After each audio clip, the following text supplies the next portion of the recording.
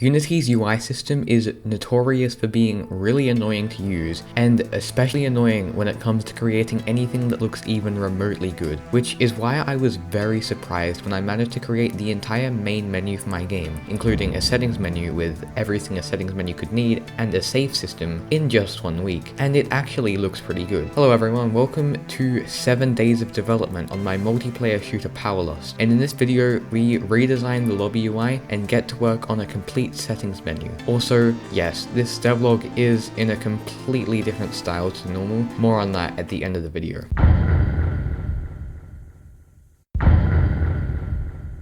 With the previous update complete, I need to start working out what's actually going to be in the next update. But first, why am I updating the game if it hasn't even been released yet? Well, I like to work my game in little chunks, which I simply call updates.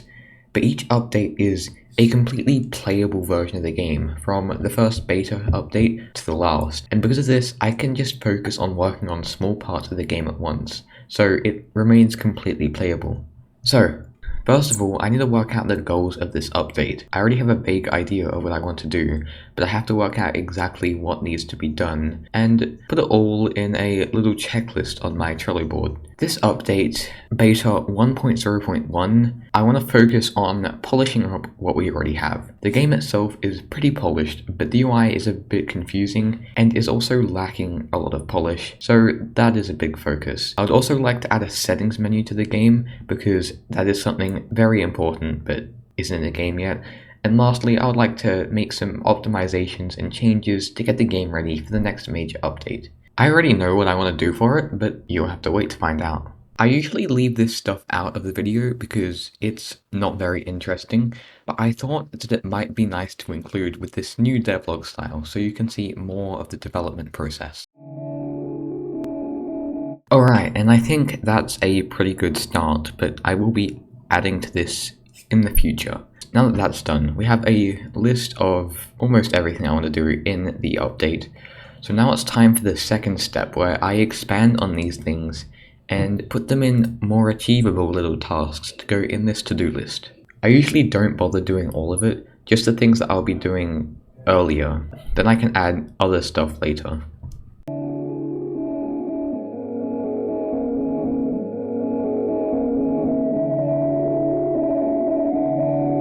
Alright, and now that we're done with that, we're ready to start working on the update, which I will start tomorrow.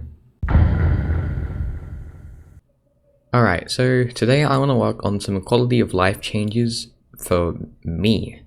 So I want to add, for example, a way to change all instances of the version text in the game just by going to a file and editing some values. So it'll all be in one place. And then I also want to do a similar system, but to standardize the colors used in the UI, because this will be very useful when I actually start to work on the UI. So I've managed to implement this through the use of a few static classes, which basically just store these values, and then we use another class which will set whatever we need set to the color or the game version or whatever. So that's done now. Alright, I think it's about time I actually start work on the new UI. I have made a little design for what I want to do, and I'm just gonna go ahead and create that. This took me way too long. I spent a couple of hours on this, and as you can see, we've got 3 buttons and a little extra one down here, as well as some small buttons in the corner. We have an exit button. Soon we'll have an options button, and then another one. You'll also notice that all the icons are just squares because I haven't made them yet, so I'm gonna have to do that. Alright, and now that the icons are in place, I think this is a pretty good start on the UI, and I'm gonna get to work on the play menu, this button here, tomorrow.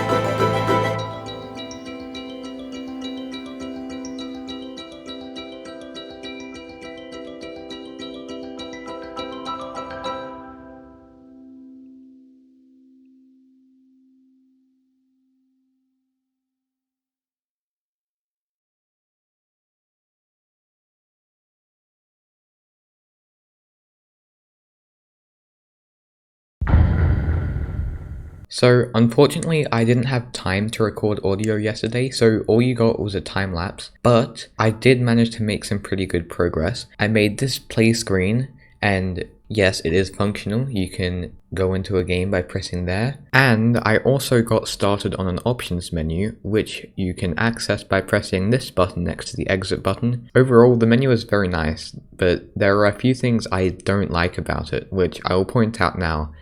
The toggles look a bit weird, I don't really like them, and also the drop downs. It's a bit hard to see, I think, so I might need to add some icons or something instead of this green square. And also this exit button should probably be down here. Anyway, my job for today is to add function to these settings, because as you can see at the moment they just don't do anything. Like, I can go on the resolution and just turn it down to a singular pixel and set the graphics quality off and play with this slider and nothing happens. So today I'm going to be adding function to as many options as I can. This probably won't be super difficult, but it will likely be very tedious, so I'm going to time lapse it. I'm also going to put a little timer in the corner so you can see exactly how long I've been working for. Let's go.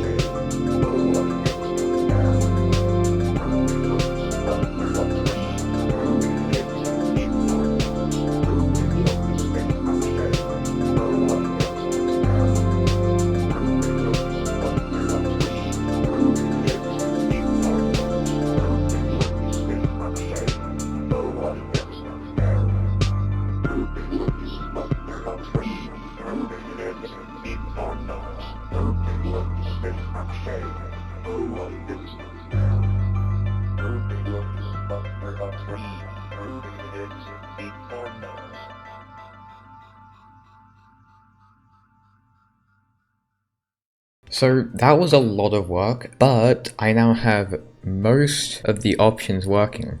As you can see, we have all of these here. We have some more functions, the FPS target, and if we put it all the way up, it says it's unlimited, and it also does save. So if I set this to 176 and press apply, and maybe turn VSync off and then exit, and then we go back, VSync is back on because I didn't save that. It doesn't save if I were to exit the game, it just goes back to whatever the defaults are, because I have to put a lot more work into getting a save system for that going. Anyway, I now have most of the options working. See, if I hit the full screen button and press apply, it's no longer full screen. Got full screen mode. These two don't do anything. Resolution, which apparently doesn't work yet. But anyway, these are all a job for future me, so I'll probably be doing it tomorrow.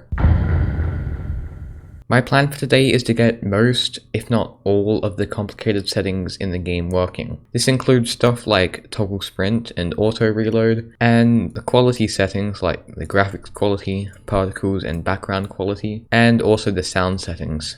Wish me luck.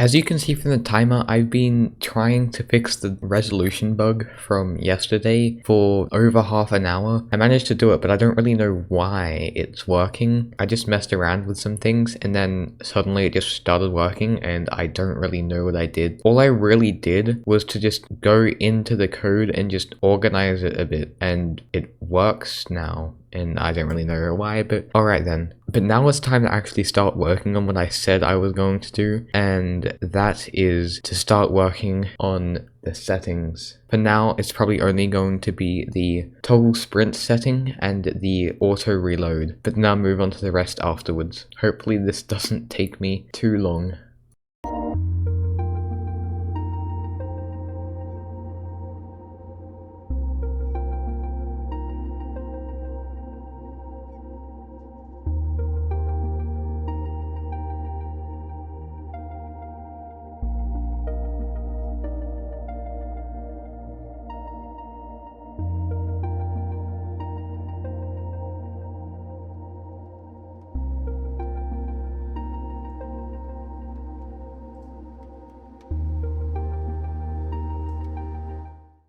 Alright, I've managed to get both of those settings implemented, although it took me way too long because I accidentally got them swapped around in the editor. Caused me about 20 minutes of confusion trying to work out why the values were swapped around, and I eventually realized it's because they were just swapped around. Anyway, now we can move on to the quality settings. I'm going to be working on the graphics quality, which should be pretty easy because I can use Unity's built-in quality settings, but it might require a bit of setup. As you can see here, we have a bunch of quality levels.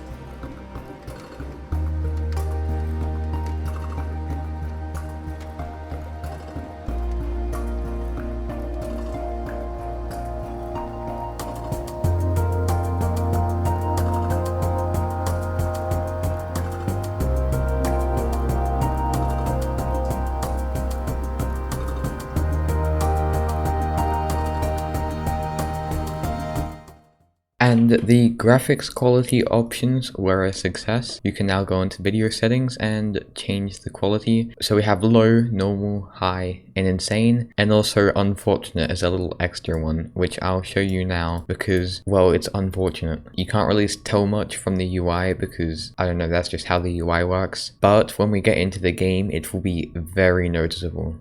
Look at this. And the shadow quality is just terrible. This is how I want people to see my game. And on the other end of the spectrum, we have insane, which probably isn't as noticeable as some of the highest graphics options in other games, but it does look pretty nice. As you can see, we have like super crisp shadows compared to usual. Normally these are super pixelated on normal quality, but they look nice now. And also the quality of textures is much better. If I put this on 4K and then zoom in, you can see that this looks pretty nice. But of course, we've got to compare it to the normal quality, and as you can see here, yeah, there's not that much of a difference. The shadows are a little bit worse, and the quality of textures is also just slightly worse, although it's barely noticeable. Anyway, now it's time for me to move on to particles, which I'm basically just going to tell some particles to just turn off at certain particle quality values. Well, at certain particle values, and that should hopefully be good enough. It'll be kind of hard to work out what particle should be on when, but it shouldn't be that bad. And then after that, I'm probably going to have a break and go and do something else because it has been a long 2 hours and I'm pretty tired.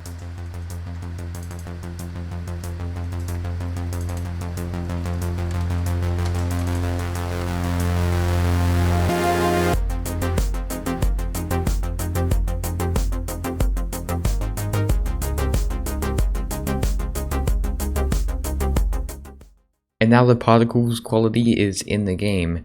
As you can see, we have 4 options: off, minimal, reduced, and all, and they all show different particles. So on the lowest option, off, there will be no particles at all. But on the highest option, all, they'll all be there. This can allow you to choose which particles you want to see and which ones you don't want to see, but by default they're all going to be on, and it's probably better that it stays that way. Anyway, that's all of the work I'm going to do today because this has been very tiring, especially with all the bugs I had to work through earlier.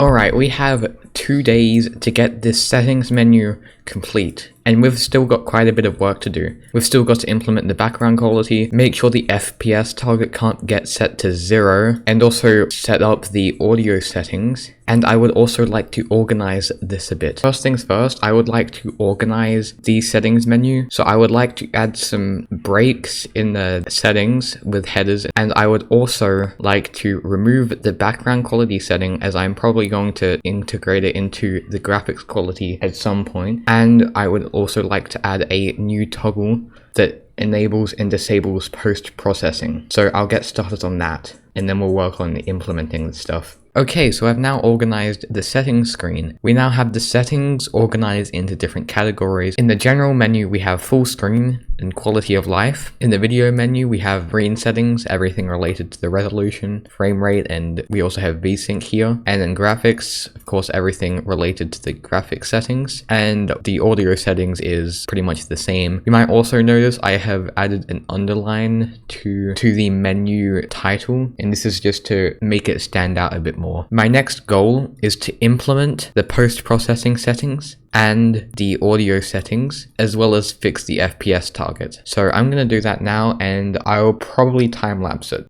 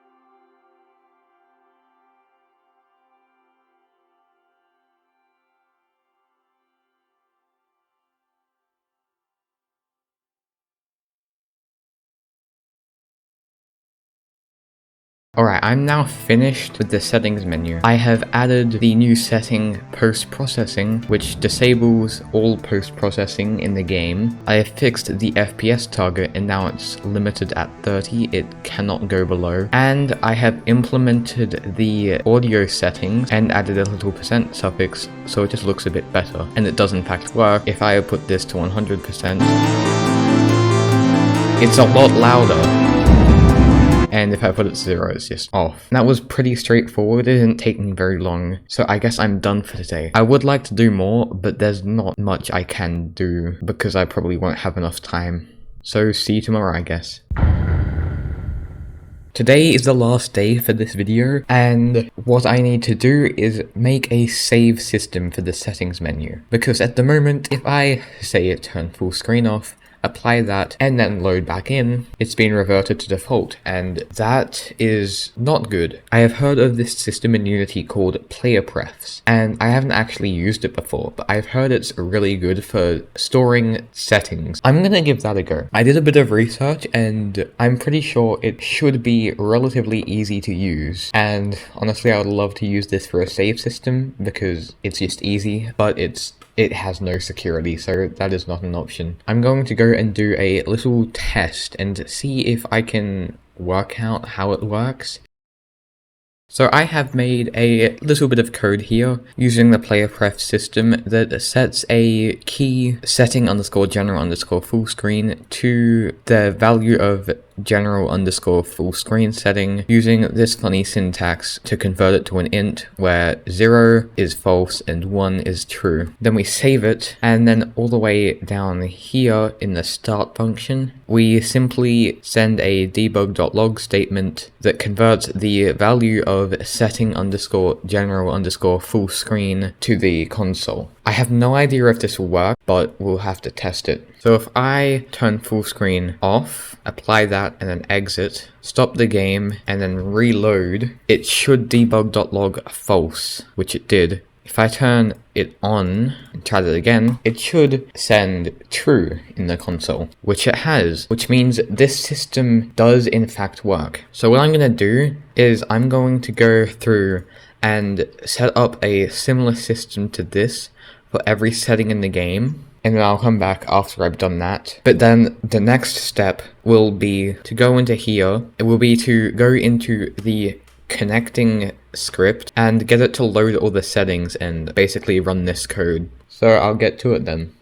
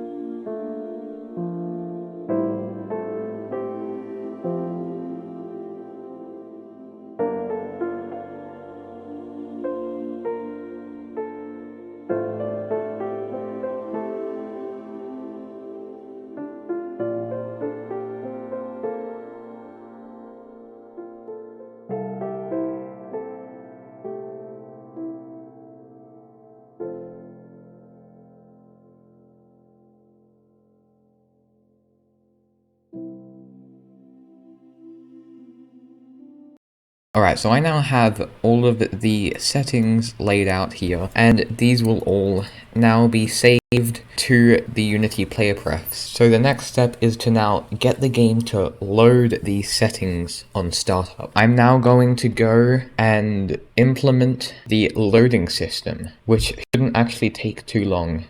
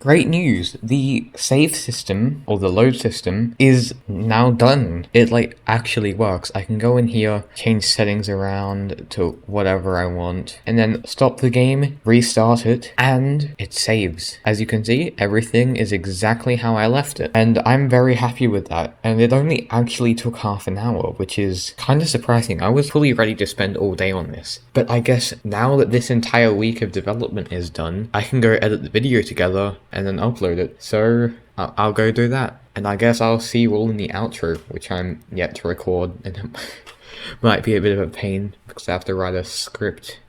Ew, scripts, am I right? I really hope you enjoyed this devlog. It's a lot different to usual, but I personally really like this new style, and I hope you liked it too. This new style allows me to go more in depth and also reduces the amount of time I actually spend on a video without that much of a drop in quality. This one was made in roughly 2 weeks, including the days where I was busy doing other stuff, so that's really good compared to the usual 2 to 3 months. So make sure you subscribe so you can get notified when the next one releases in 2 weeks. If you enjoyed this video, then maybe check out the first devlog for Powerlust, which is about 20 minutes of pure scripted content, which I put a lot of work into, so I think you'll enjoy it. Anyway, that's it from me, and I'll see you all in my next video.